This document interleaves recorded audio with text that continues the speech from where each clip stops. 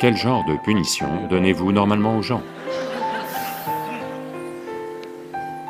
Assez de punitions ont déjà été données, n'est-ce pas? Elles ont déjà été données. La laideur, la méchanceté, le traitement silencieux, tout a eu lieu. Alors quelle punition supplémentaire voulez-vous donner? Votre truc, c'est qu'il n'y a pas de remords de l'autre côté. Il n'y a pas de remords de l'autre côté parce que les gens font ce qu'ils veulent faire, pas ce que vous voulez qu'ils fassent. Toujours. Et ce n'est peut-être pas dans votre intérêt, mais ils font ce qu'ils veulent faire. C'est bien, c'est mal, je ne vais pas entrer dans la moralité de cela. Je veux que vous compreniez la mécanique de la situation. Les gens font ce qu'ils veulent faire. Maintenant, vous pensez qu'il doit être puni. Probablement, ils n'ont enfreint aucune loi, autrement ils seraient de toute façon punis. Ils rompent une entente entre deux personnes. Probablement, vous avez mal compris l'entente. Vous avez cru que ces ententes sont absolues. Elles ne le sont pas. Nulle part dans l'histoire de l'humanité, ni aujourd'hui, ni dans le futur, les relations humaines vont être absolues. Même si chaque personne qui devient un peu romantique croit que ça va être une relation absolue. Il n'existe rien de tel.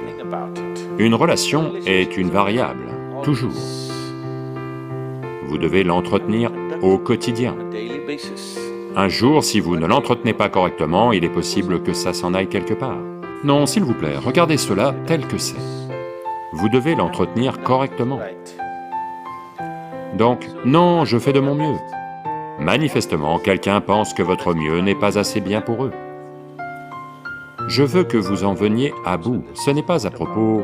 Je ne dis pas que ce qu'ils font est bien ou mal, ce n'est pas à moi de le dire. Tout ce que je dis, c'est la façon dont les êtres humains ont fonctionné pendant des siècles, et fonctionnent encore comme ça.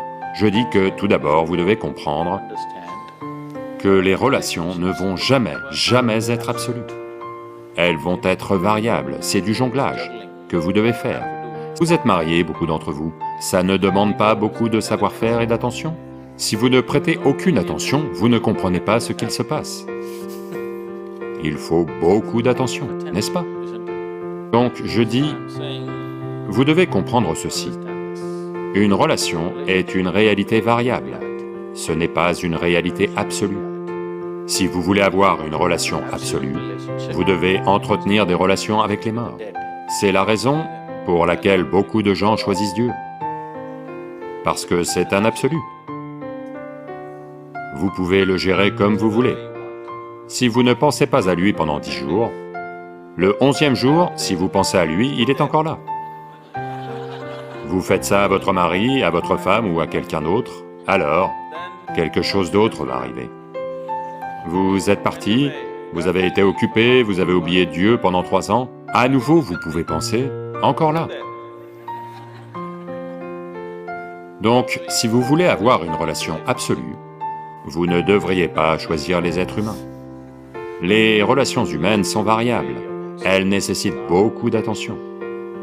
C'est pourquoi certaines personnes décident que dans leur vie, elles n'ont ni le temps ni l'énergie de gérer ce genre de choses, donc elles prennent une autre voie, où il n'y a pas de telles obligations. Elles ferment les yeux. Elles sont par elles-mêmes, elles ne se soucient pas des gens qui les entourent, de ceux qui les entourent. Donc, vous ne pouvez pas faire ça. Je pense que c'est mieux. En essayant de punir quelqu'un, vous allez seulement finir par vous punir vous-même. Ils font ce qu'ils veulent faire. C'est mieux que vous regardiez ce que vous voulez vraiment faire de votre vie. Vous n'avez pas à y réagir et faire quelque chose de stupide comme eux. Vous devez juste vous asseoir et regarder ça. Quand vos illusions sont brisées, vous êtes désillusionné, là, maintenant. C'est une très bonne chose. Si vos illusions sont brisées, ça veut dire que la vie vous rapproche de la réalité, n'est-ce pas? Donc, c'est une opportunité pour vous de vous asseoir et de vous demander « Quelle est la nature de ma vie? Pourquoi ça l'est ?» Voyez, ce fragment de vie est un fragment de vie complet, n'est-ce pas ainsi? Est-ce la moitié d'une vie? Êtes-vous une demi-vie ou une vie complète? Une vie complète. Pourquoi se sent-elle si incomplète? Qu'elle a besoin d'une autre personne pour remplir cette vie? Pourquoi? Il est temps de regarder ça, n'est-ce pas?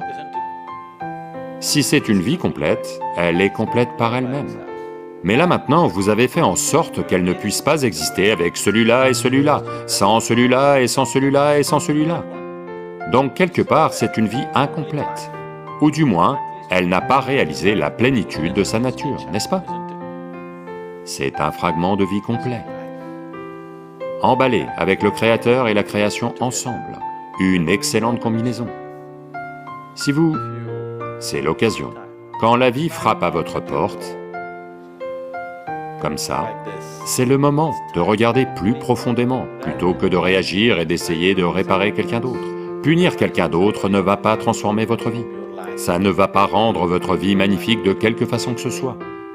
Une certaine satisfaction maladive que vous aurez pendant 2 jours, après quoi vous vous sentirez coupable de ça aussi. Oui.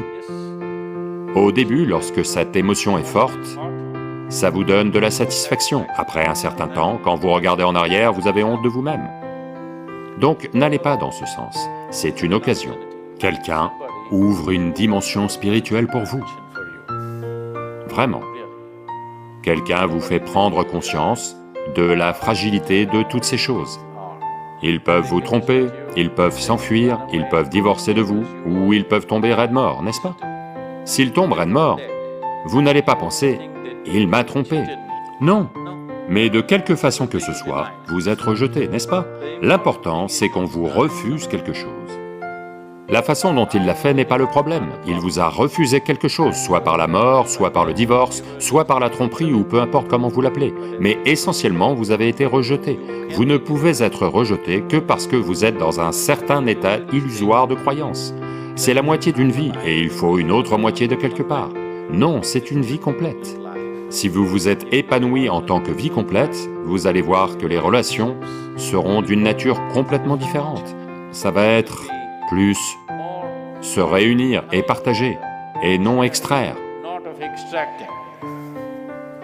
Ça doit se transformer. Si ça doit se transformer, vous devez vous transformer. C'est une opportunité énorme que quelqu'un vous a donnée. Arrêtez d'utiliser ces mots « quelqu'un m'a trompé ». Dites simplement que quelqu'un vous pousse vers la réalité ultime à partir d'un état illusoire. Nous devons remercier cette personne. Vous devez être reconnaissant. Au lieu de vous maintenir dans l'illusion, au lieu de vous maintenir dans votre vie ou dans une existence tout entière, si vite, ils vous font réaliser ça. Autrement, vous l'auriez su au moment de votre mort. J'aurais beau parler toutes les langues des hommes et des anges, si je n'ai pas la charité, s'il me manque l'amour, je ne suis qu'un cuivre qui résonne, une cymbale retentissante.